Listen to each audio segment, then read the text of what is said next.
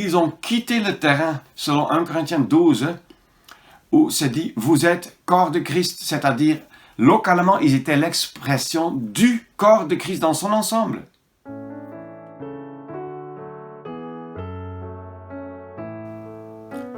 Bonjour et bienvenue à cette vidéo, encore une dans la série sur l'unité de l'esprit.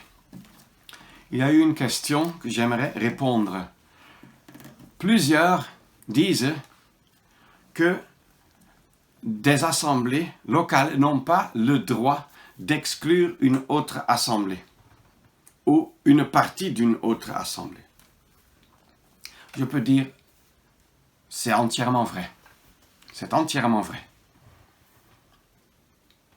De toute façon, l'exclusion, selon la parole de Dieu, s'applique à un méchant, pas à un groupe de croyants. L'exclusion se fait seulement envers quelqu'un qui vit dans le mal, ce qu'on appelle le mal moral, ou bien qui adhère à des doctrines, à des fausses doctrines, c'est-à-dire le mal moral, doctrinal, pardon. Donc, pour le mal moral, c'est-à-dire dans les mores, ce qui veut dire les habitudes, les pratiques de la vie quotidienne, ivrognerie, comportement orgueilleux, vol, c'est-à-dire une vie là-dedans, la fornication et autres, ou bien les doctrines qui s'attaquent à l'inspiration de la parole, à la question qui Dieu est, qui le Fils de Dieu est, l'œuvre de Christ sur la croix, la doctrine du Christ selon 2 Jean.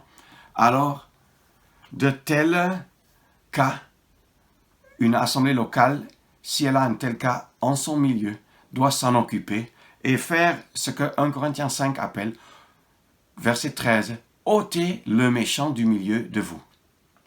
Mais nulle part nous ne trouvons dans la parole de Dieu « ôtez une assemblée du milieu de vous ». Donc, il est vrai que des assemblées locales n'ont pas d'autorité pour exclure une autre assemblée. Nous avons déjà vu dans la vidéo précédente qu'il y a les cas positifs lorsque quelque part des croyants peut-être se retirent des systèmes religieux ou viennent même du paganisme, de l'animisme et pratiquent tout simplement ce que la parole de Dieu dit pour l'assemblée et ainsi se réunissent au nom du Seigneur ou voudraient désormais le faire. Alors, avec joie, on fait connaître. Avec joie, des frères s'en occupent, tirent la conclusion et font connaître cela à leurs assemblées locales pour que désormais il y ait une communion mutuelle à la table du Seigneur. Ça, ce n'est pas une admission. Notons bien.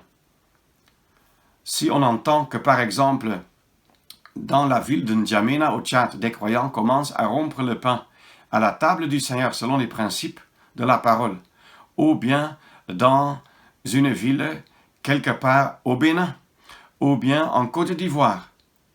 On n'admet pas ces croyants. On reconnaît plutôt que désormais eux aussi sont réunis sur les mêmes principes de la parole, c'est-à-dire à la table du Seigneur. Et ainsi, désormais, nous exprimons mutuellement la communion, l'unité, et nous voulons ensemble garder l'unité de l'esprit dans le lien de la paix. C'est une joie. Ce rassemblement n'est pas admis, mais reconnu, peut-on dire. Et lorsqu'alors un groupe fait le contraire, un groupe a longuement ou brièvement été réuni selon les principes de la parole, réuni au nom du Seigneur Jésus-Christ et à un moment donné commence à admettre le mal, à tolérer le mal doctrinal, à instituer l'iniquité, établir un conseil d'anciens, établir un leader, un pasteur ou un conducteur humain, accepter qu'un groupe de frères décide ce que seule l'Assemblée de Dieu peut décider. Tout ça, c'est de l'iniquité avec laquelle on ne peut pas rester lié. C'est des choses sérieuses. Ou bien les pratiques selon lesquelles, par exemple, seuls les frères ont quelque chose à dire, les sœurs ne peuvent même pas apporter leurs questions sur un cas d'admission ou d'exclusion. Évidemment, les sœurs ne parlent pas à haute voix dans l'assemblée, même pas dans une rencontre d'information. mais elles peuvent bien sûr avoir leur mot à dire lorsqu'elles sont troublées, par exemple, par un cas d'admission ou d'exclusion.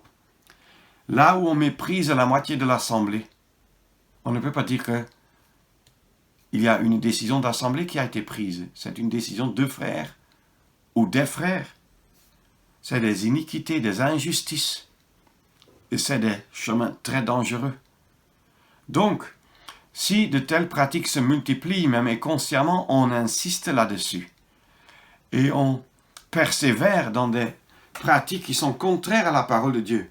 Finalement, on peut seulement dire, ce groupe n'est plus réuni au nom du Seigneur Jésus. Évidemment, on ne fait pas ça en quelques minutes. Une telle conclusion. Souvent, il y a déjà eu un temps qui précède où l'on a essayé d'aider de tels.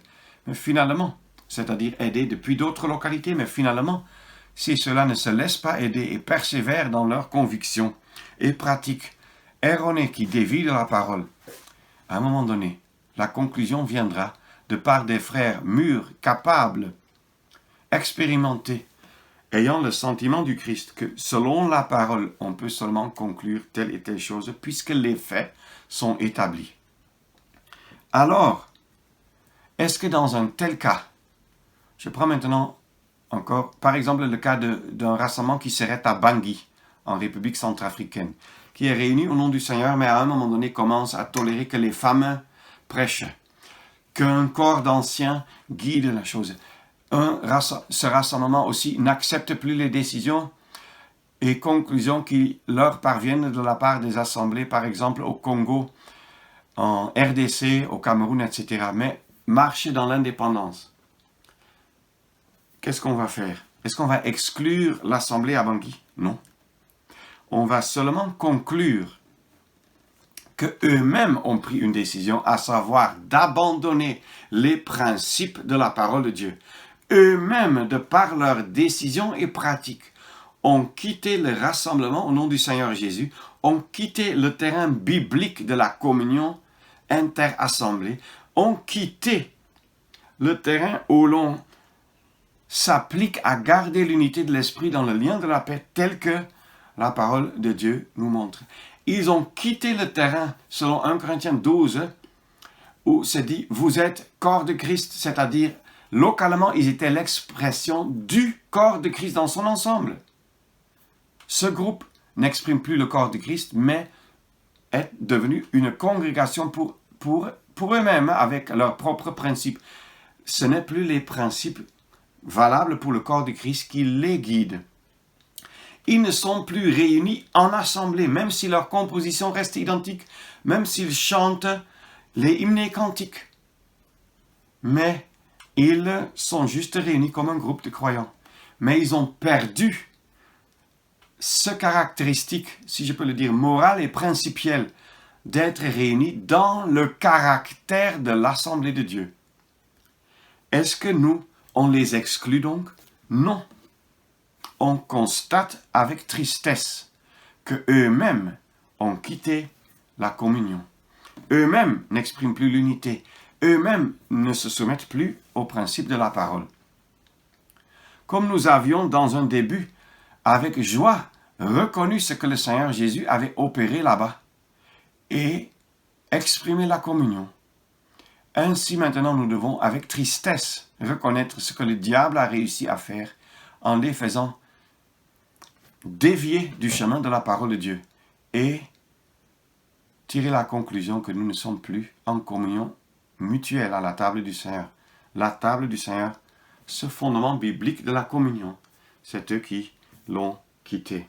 C'est donc ainsi que nous pouvons dire, oui, des assemblées ne peuvent pas exclure d'autres assemblées, mais les assemblées peuvent bien décider, peuvent bien tirer les conclusions sur la base et le fondement que tel ou tel groupe de croyants a maintenant accepté comme point de départ pour son rassemblement et voir que ce point de départ dévie de la parole de Dieu et tirer la conclusion que la communion est devenue impossible. Donc on ne parle jamais d'exclusion de tel ou tel groupe. On n'a pas exclu une assemblée, on ne marche plus avec eux parce qu'eux ne voulaient plus marcher selon la parole. Alors, j'espère qu'ainsi c'est clair. Oui, les assemblées n'ont pas d'autorité pour exclure une autre assemblée, mais des frères, dois-je dire d'abord, ayant la confiance des assemblées, peuvent bien s'occuper d'un cas, tirer des conclusions, faire connaître ça dans leur assemblée locale. Et il y aura toujours des contredisants, ça ne manque pas. Mais la parole de Dieu nous montre que ce n'est pas la majorité des voix ou l'unanimité, mais les principes bibliques qui comptent. Si donc quelqu'un contredit sans avoir un principe biblique ou sans avoir des faits établis, alors, dans ce cas, on lui dit, c'est ton opinion à toi, mais l'Assemblée ne peut pas marcher selon ton opinion, mais en accord avec la parole de Dieu seulement. Quand l'Assemblée commence à se réunir dans la ville de N'Djamena ou de Bangui et exprime ainsi les principes bibliques, pratique les principes bibliques et exprime l'unité du corps de Christ à la table du Seigneur, ensemble avec tous ceux dans le monde entier qui le font, à la même table, nous décidons, pour ainsi dire, sur notre lien de communion avec eux et sur leur communion avec nous.